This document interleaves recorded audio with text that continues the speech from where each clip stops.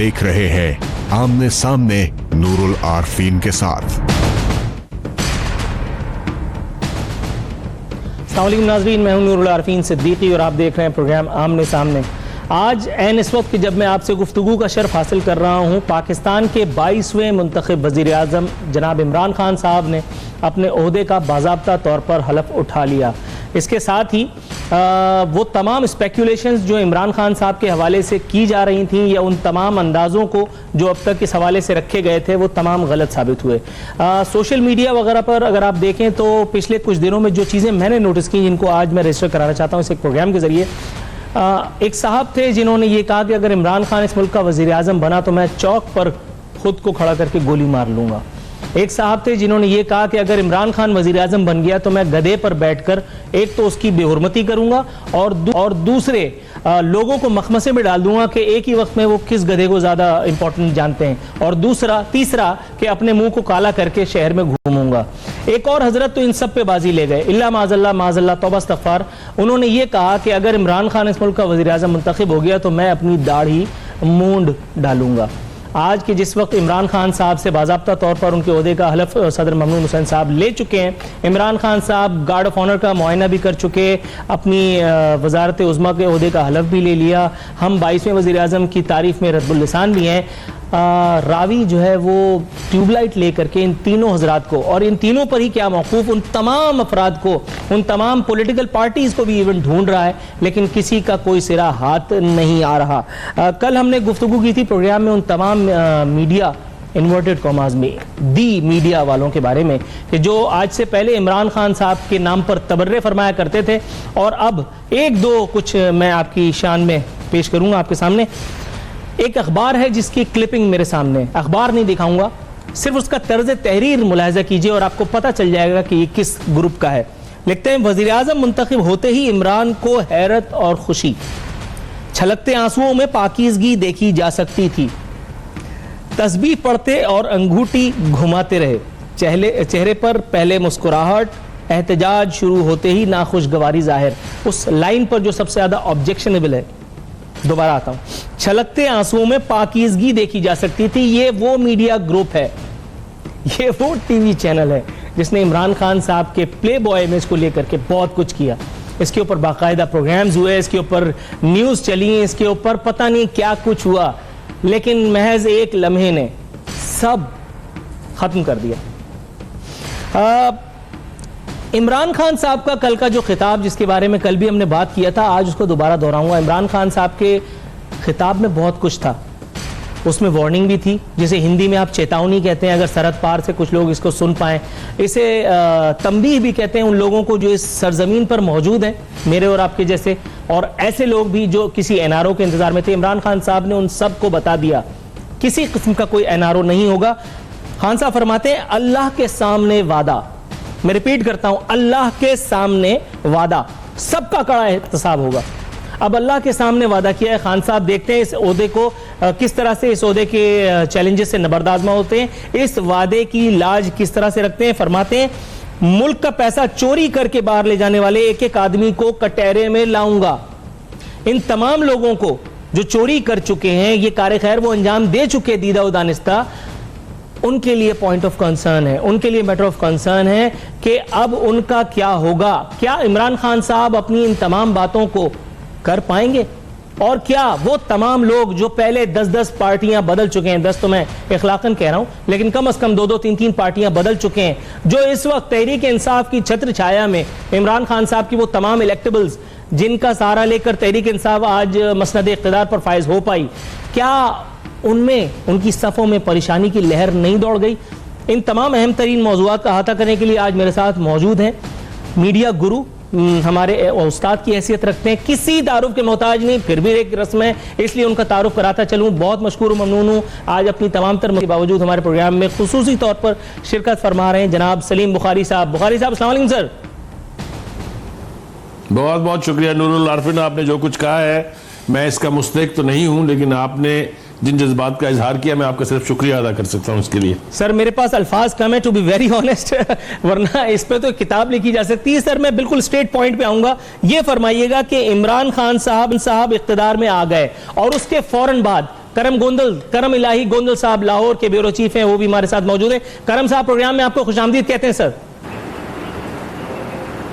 बहुत शुक्रिया नूरुल आरफीन साहब। जज़ाकल्लाह। सलीम बुखारी साहब, सर ये मुझे बताइएगा, इमरान खान साहब फाइनली इस मुल्क के 22वें मुंतखब वजीर आजम, आपके ख्याल में कितनी हैरत आपको हुई इमरान खान साहब को ओहदे का हलफ लेते देख करके, और वो जिन लोगों के बारे में मैंने अभी कुछ हर्जा सराई की जो खुद इस वक्त शायद तहरीक इंसाफ में ही मौजूद हैं, कितना परेशान कुन ये लम्हा होगा, क्या सोचा था और अब इमरान खान साहब ने क्या इंडिया दे दिया, क्या कुछ हो पाएगा? जहां तक तो मेरी जात का ताल्लुक है, मुझे इसमें कोई हैरत नजर नहीं आई, इसलिए कि ये होना था।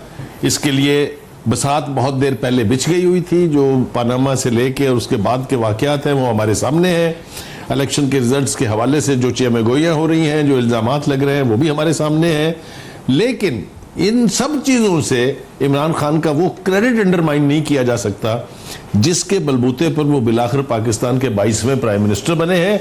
और मैं आपके प्रोग्राम की वसातत से भी उनको मुबारकबाद देता हूं इसके लिए। मगर मुझे जिस बात पर सबसे ज़्यादा एतराज़ है नूरुल आलफीन, वो उनकी कल की तकरीर है जो उन्होंने हाउस में की थी।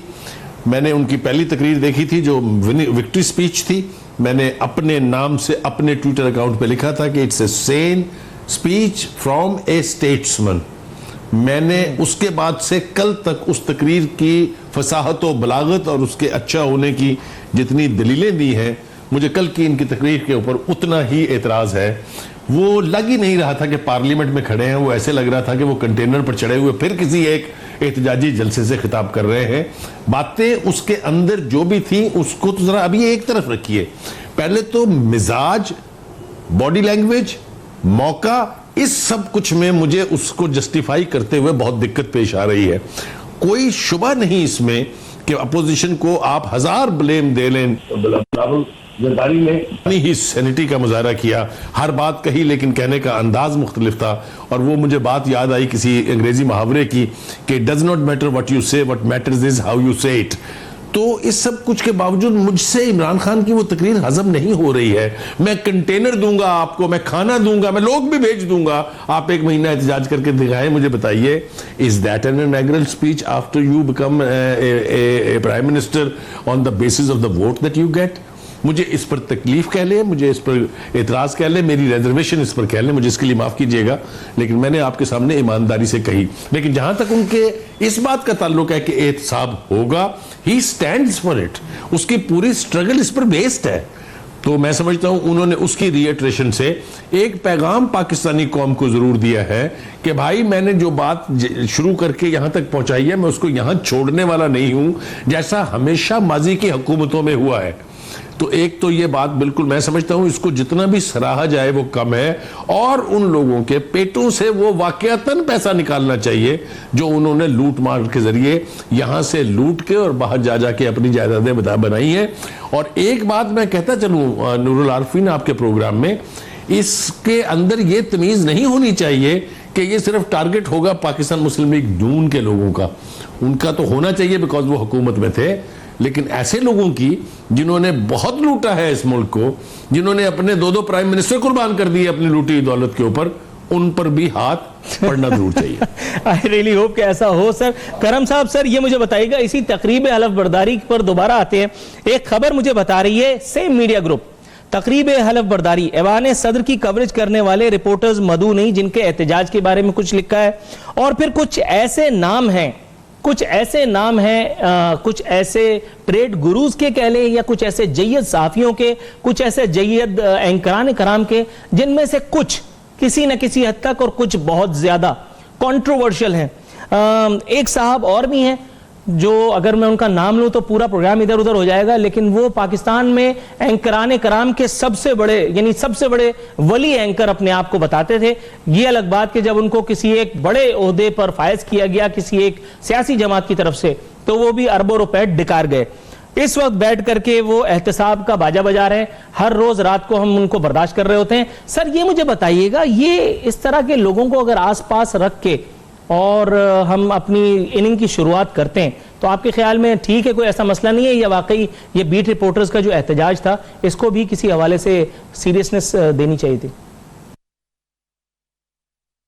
देखें, बुनियादी तौर पर जो ऐवान सदर में तकरीबात होती हैं तो उसकी जो मीडिया लिस्ट है वो ऐवान सदर से ही जारी होती है।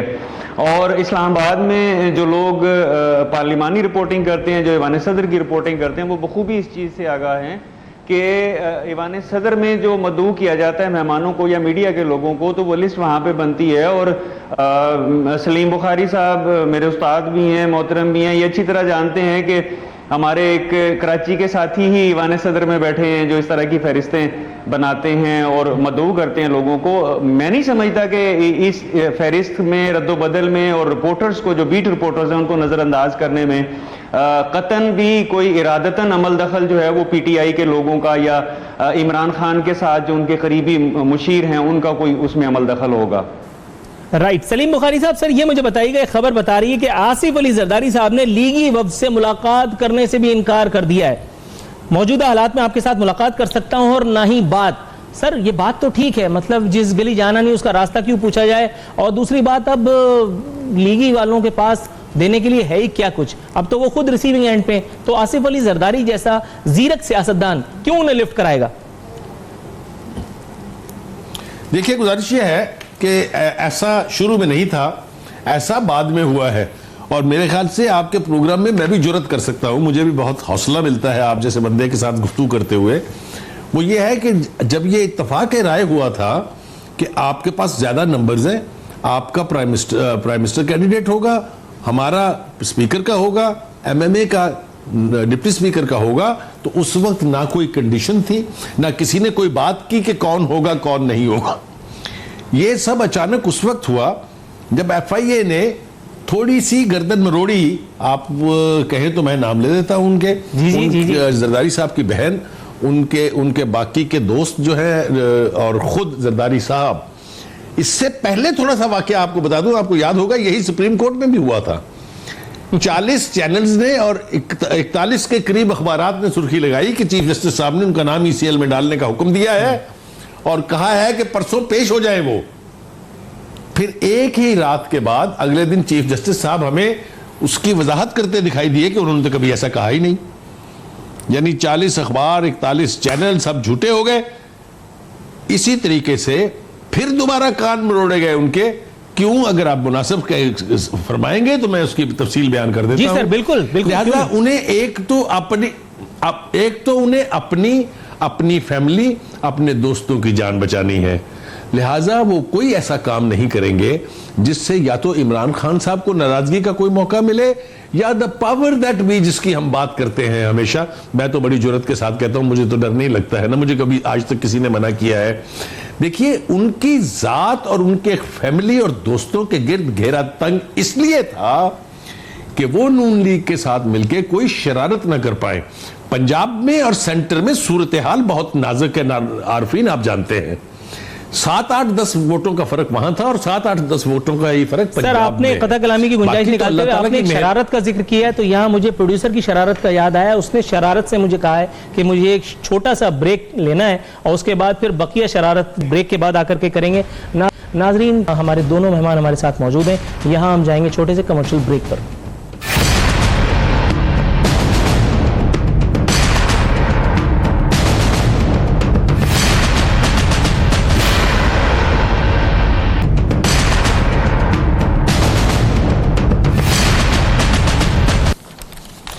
रिलीज ऑफ 25 करोड़ 2250 पता नहीं क्या million other development programme to Punjab higher education commission.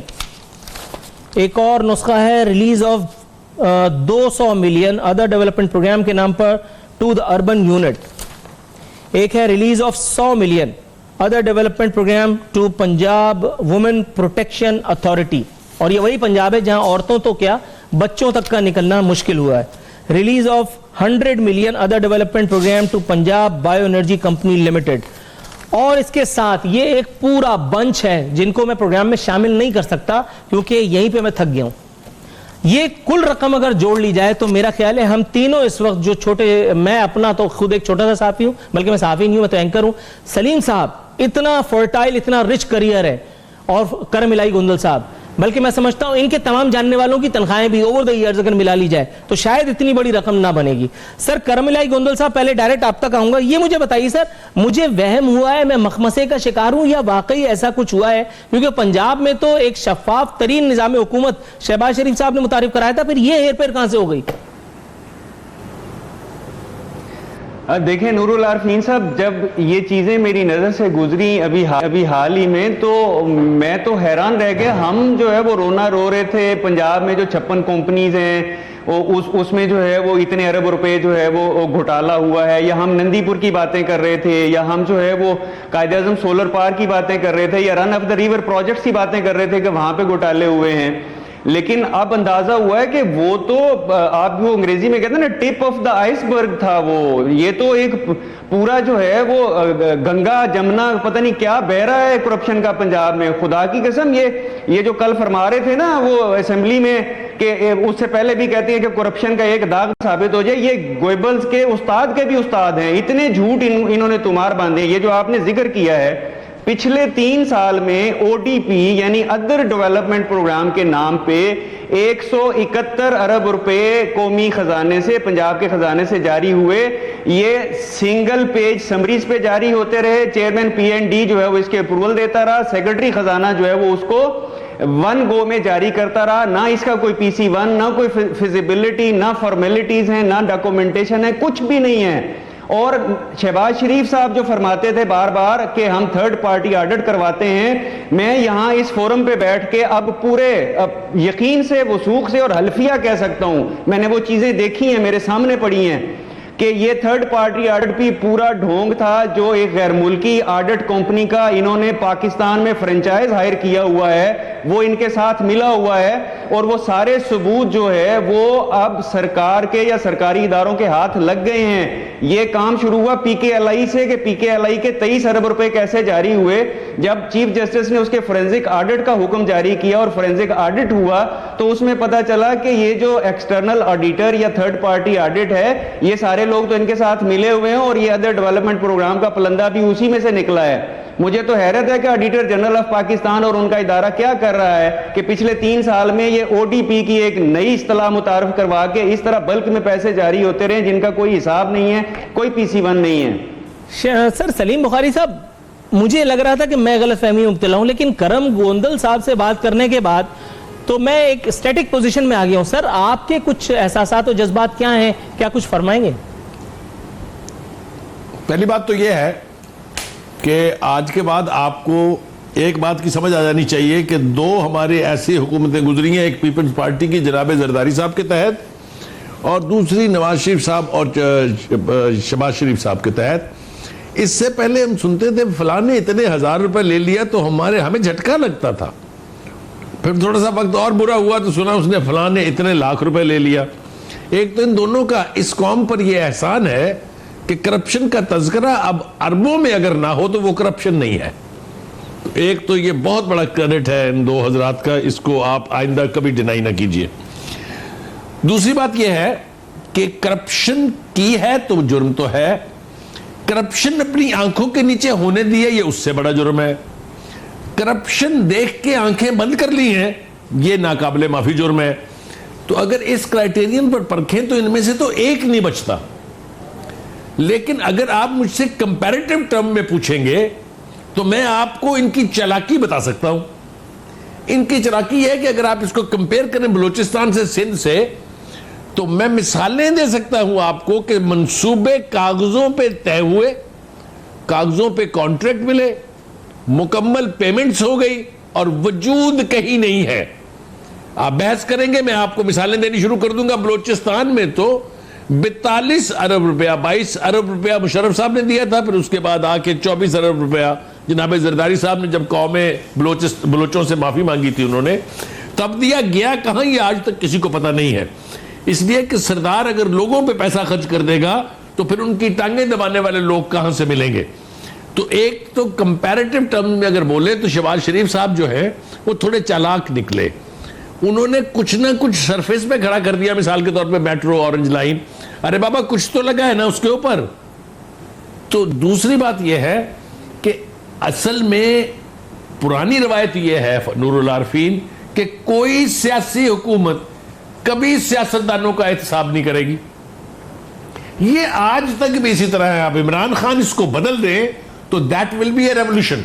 मैं कहता हूं वो जिस इनकलाब लाने की बात या तब्दीली लाने की बात करते हैं, अगर वो इस कड़े एहतसाब से गुजार दें हमारी पॉलिटिकल लीड को, तो इस मुल्क के 90% मसाइल जो है वो हल हो जाएंगे। और जो बाकी 10% है वो अगर इनसे लूटा हुआ पैसा वापस ले आए तो आप सरप्लस कंट्री बन सकते हैं। इसके बारे में भी मुझे कोई इबाम नहीं है। असल में मसला ये है कि जब तक आप सिर्फ एक सेगमेंट ऑफ सोसाइटी का एहतसाब करते रहेंगे तो ये तमाम तर लानतें अपनी हर एक सूरत में मौजूद रहेंगी। आप मुझे बताइए, किसी ने आज तक ये कोशिश की कि जरा पता किया जाए कि पनामा के 481 और लोग कौन थे, और नैब के पास जो 560 लोगों की लिस्ट है उनमें किन किन शुरफा के नाम हैं? आपको अगर यानी जुस्तजू है तो मैं आपको बता देता हूं। उसमें 86 के करीब सियासतदान हैं, उसमें कोई 103 के करीब जर्नैल हैं, उसमें कोई 60 के करीब जजेस भी हैं। अब आप मुझे बताइए, कभी किसी के पेट में दर्द हुआ कि ये पूछा जाए कि नैब जिन केसेस के ऊपर बैठी हुई है, अगर आप मुझसे मिसाल पूछेंगे उसकी, तो मुझे बताइए कि नंदीपुर का जो बाबर अवान साहब का केस है जिसमें 400 अरब रुपए की करप्शन है, 4 अरब की करप्शन है, किसी ने उसका सवाल उठाया? हलक फाड़ फाड़ के बाबर अवान साहब और फवाद चौधरी साहब सुप्रीम कोर्ट के सामने खड़े होकर जो नारे मारते रहे हैं, क्या आपको याद नहीं है? मुझे तो आज भी उनकी बात गश्त सुनाई देती है। लेकिन कभी किसी ने जुर्रत की? आज मैं आपके इस प्रोग्राम की वसातत से यह दरखास्त करता हूं नैब से कि आप अपना कत्ले आम बिल्कुल जारी रखेंगे, आपको हक है, लेकिन खुदा के लिए उन फाइलों का तज़किरा तो कर दें जिसके ऊपर आप साम बन के बैठे हुए हैं। लेट्स होप सर कि आपके इस तफसीली गुफ्तगू के बाद करमलाई गोंदल साहब ने ये जो इंकशाफात फरमाए हैं उस नैब मजीद मुतहदिक हो, कुछ खुशखबरियां हमें सुनने के लिए मिले। नाजरीन, यहाँ वक्त हुआ प्रोग्राम में एक मुख्तसर सी कमर्शियल ब्रेक से वापस आएंगे तो अपने प्रोग्राम को मुंतकिल अंजाम तक पहुँचाएंगे।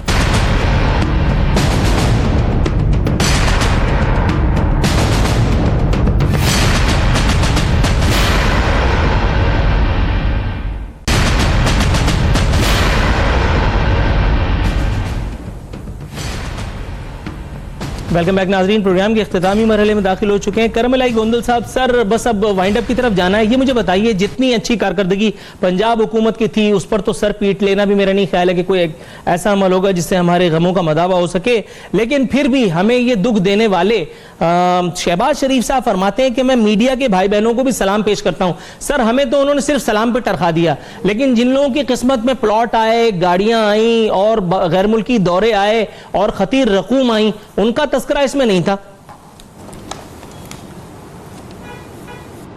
देखें, असल में वो जिनको खरीद चुके हैं उनका तज़किरा करने की उन्हें ज़रूरत नहीं है। उन्हें पता है कि इन्होंने ताहयात गुलामी हमारी जो है वो उसका फरीज़ा निभाना है। बाकी जो मीडिया के लोगों को उन्होंने सलाम पेश किया, मुझे एक और सलाम याद आ रहा है, मैं जिक्र ज़रूर करना चाहता हूँ। रायविंड के बाहर जो है वो पिछले 10 साल से मीडिया के लोग धूप में खड़े रहते थे, प्यासे रहते थे, पानी का कोई गिलास नहीं पूछता था। और जब सजा हुई उसके बाद जब मियां साहब तशरीफ लाए तो उन्होंने गाड़ी रोक के मीडिया वालों से पूछा कि आपका क्या हाल है, आप खैरियत से हैं? और लोग हैरान रह गए कि ये हमारा हाल पूछ रहे हैं। अब इन्हें जरूरत पड़ेगी बार बार कि ये मीडिया का हाल पूछेंगे, उस मीडिया का जो आजाद मीडिया है, जिसमें आप शामिल हैं, जिसमें सलीम बुखारी साहब शामिल हैं, जिसमें कुछ और लोग शामिल हैं। सर सलीम साहब, ये मुझे बताइए, जब पैरों के नीचे से जमीन निकल जाती है तभी फिर गरीब गुरबा नजर आते हैं। अब जैसे बिलावल साहब और पीपल्स पार्टी अपोजिशन में आ गई, अब शहबाज शरीफ साहब अपोजिशन में आए, अब इनके पेट में दर्द होगा, अब इन्हें गरीबों की, भूखों की, नंगों की, मुफलिसों की, कल्लाशों की आवाज, उनकी चीखें, उनकी सदाएं सुनाई देंगी। वरना जब इख्तिदार में होते हैं तो अपने जो बुलंद मकाबिर मैं उनको कहूंगा, उनकी तोसी दीवारें घेरने से उनको फुर्सत नहीं होती। आपके ख्याल में ये पाकिस्तान में ये कल्चर करीब सूनर और लेटर आप देखते हैं कि चेंज हो पाएगा? नहीं भाई, ये तो होता नहीं है। जिन लोगों को ऐवान इक़्तिदार की आदत पड़ जाती है वो तो इसके आदी हो जाते हैं कि कभी गरीब से अगर अचानक हाथ मिला लें तो फिर जाके उसको डिटर्जेंट से धोते हैं। ये सब जितने भी लोग इक़्तिदार में रहे हैं सबका एक ही मामला है इन्हें मसनदे इक़्तिदार तक पहुंचते पहुंचते गरीबों का हर दुख पता होता है, उनके गम में ये घुले जा रहे होते हैं। लेकिन जो सबसे पहली चीज़ भूल जाते हैं वो ईवान इक़्तिदार में दाखिल होने के बाद, वो है वो गरीब। और यही वजह है कि हुकूमतें तो कई बदली, 3-3, 4-4 दफ़ा मौके मिले, बारियां ली, लेकिन गरीब वहीं का वहीं है, उसकी तादाद में तसलसल के साथ इजाफा हो रहा है, कभी नहीं हो रही है। हमारी इन तमाम हुकूमतों का एक तोहफा नूरुल आरफीन ये है कि इन्होंने बीच में से लोअर मिडिल क्लास गायब कर दी। अब या तो आप फिल्दी रिच हैं या आप टेरेबल गरीब हैं। ये जो हमारे साथ सबसे बड़ा जुल्म हुआ है, और ये किसी और ने नहीं किया है, ये हमारे हुक्काम की रहमत है हम पर, ये उनका दिया हुआ तोहफा है। और जब तक ये अमल जारी रहेगा, आपको मैं बता नहीं सकता हम किस किस्म के खौफनाक हालात की तरफ बढ़ रहे हैं। दूसरी बात आरफीन, ये जो चोंचले हैं ना जिनका आपने तज़किरा किया कि इनको करना चाहिए, हर हालात में करना चाहिए, जहां भी हो, कि गरीबों का ख्याल रखें, उनकी जिंदगियों को आसान बनाने की बात करें, हर चीज की बर्बादी का बायस ये सब ईवान इक़्तिदार में बैठे हुए लोग होते हैं। आपको मैं 2 मिसालें जल्दी जल्दी दे दूं, इसके ऊपर अगर आप प्रोब करा लेंगे तो 2-4 प्रोग्राम आपके बन जाएंगे।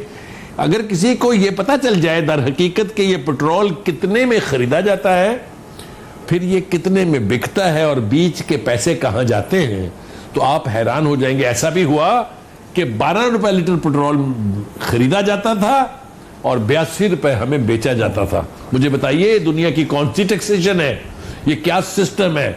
फिर इसके लिए जब उन्होंने देखा कि ब्लेम हर दफा हम पर आता है, तो उन्होंने एक दरफुंतनी बीच में और छोड़ी, जिसको ओगरा कहते हैं। जो कीमतें साल में बजट में एक दफा तय होती थी, वो हर महीने 3-3 दफा तय होने लगी हैं। नूरुल आरफीन, ये इतना बड़ा खौफनाक हमारे साथ ड्रामा खेला जा रहा है।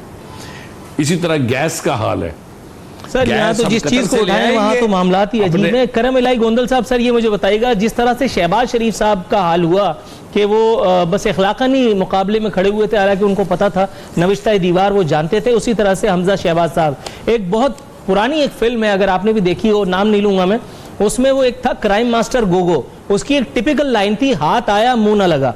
हमजा शहबाज मसनद इक़्तिदार के इतने करीब पहुंच करके फिर वही हाथ आया मुंह ना लगा। शहबाज शरीफ साहब वजारत उज़्मा के करीब पहुंच के फिर वही।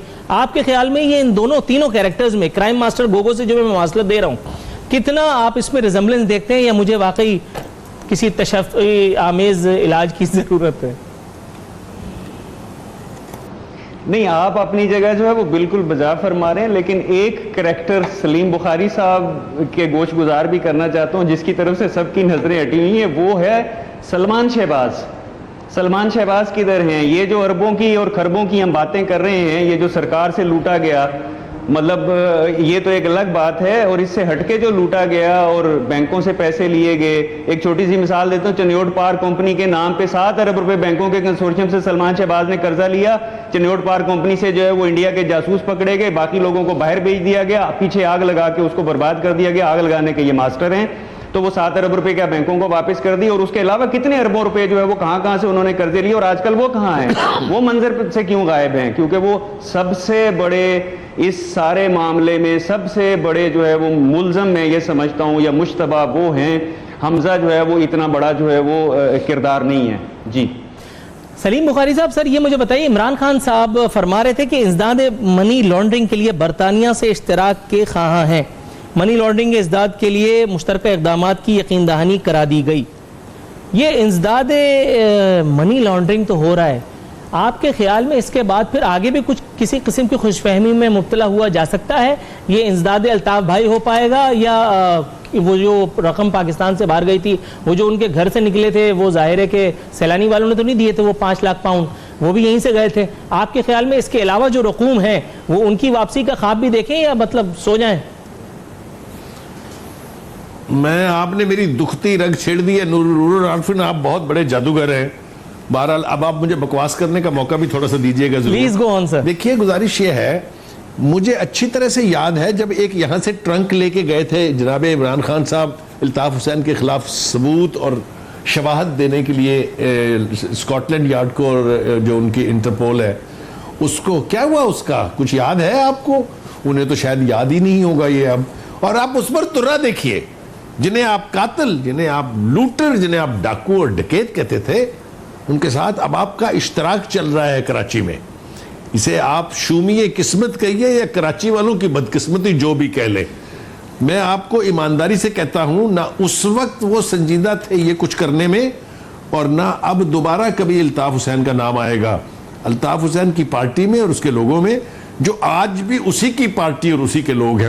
मुझे तो आज तक कोई ये यकीन नहीं दिला सका, और आप भी ये कोशिश ना कीजिए कि ये लोग जो हैं इनका अब अल्ताफ से कोई ताल्लुक नहीं है।